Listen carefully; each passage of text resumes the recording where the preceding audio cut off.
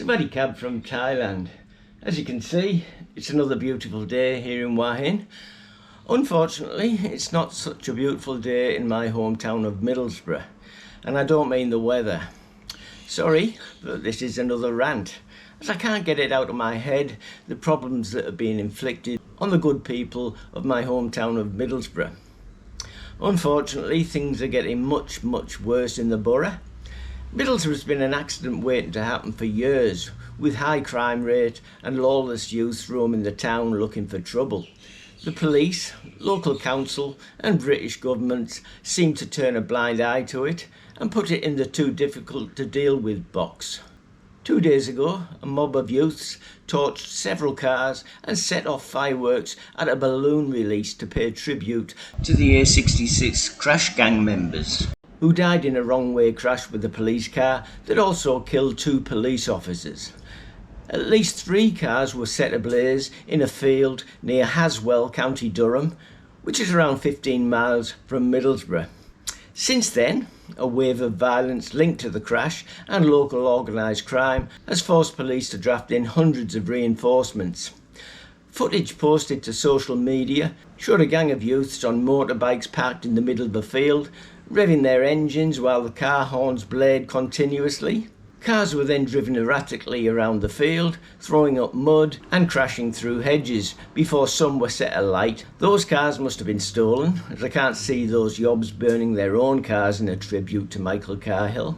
Later, the youth set off smoke flares and fireworks and released balloons spelling out Michael into the sky. Clips of their antics, later posted online, were captioned, "Rest in peace, Mickey." Well, I'm not sure why Mickey would rest in peace. He didn't live his life in peace, and he played a part in killing 2 innocent police officers, so hopefully he will rest in torment. Based on recent police recorded crime data, Middlesbrough ranks as the most dangerous town in England.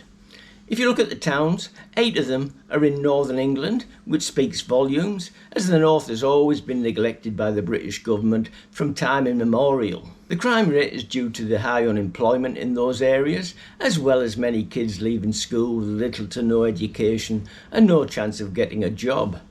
Through boredom and anger, so many of those kids join gangs, and with just unemployment benefits to live on, they then turn to crime.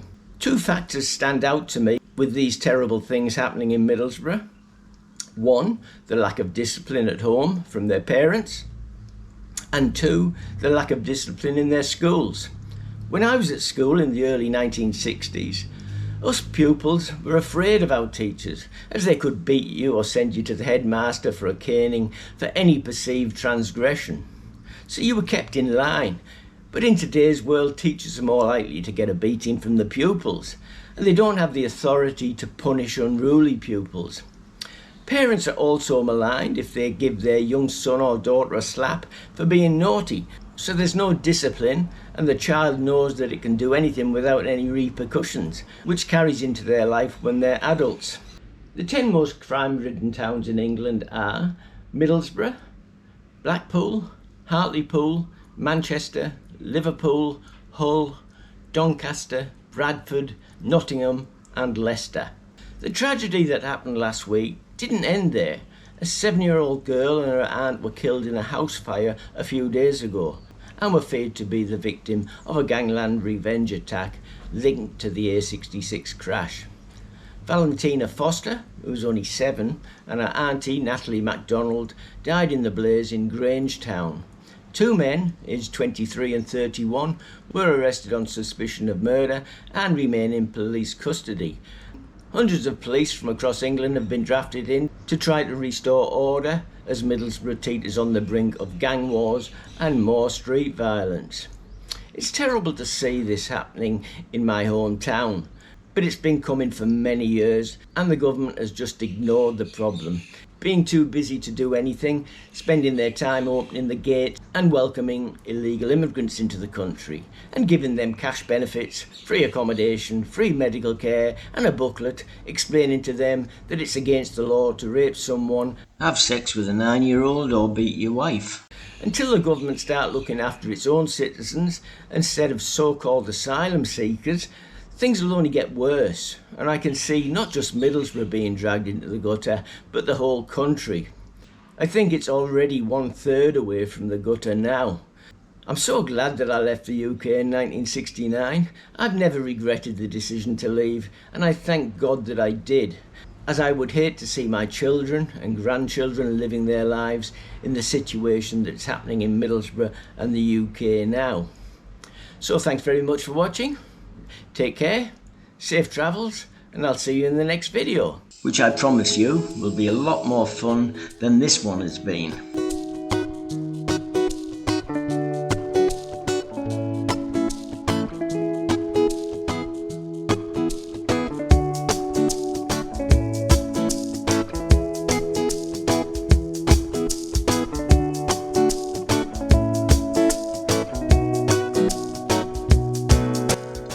So if you don't recognise your country as the country that you grew up in, maybe you should take a look at Thailand. Go to my website and take a look at the Retire in Thailand Handbook 2026 or one of my other books on retiring overseas. Thanks very much for watching, take care, and I'll see you in the next video. Cheers for now.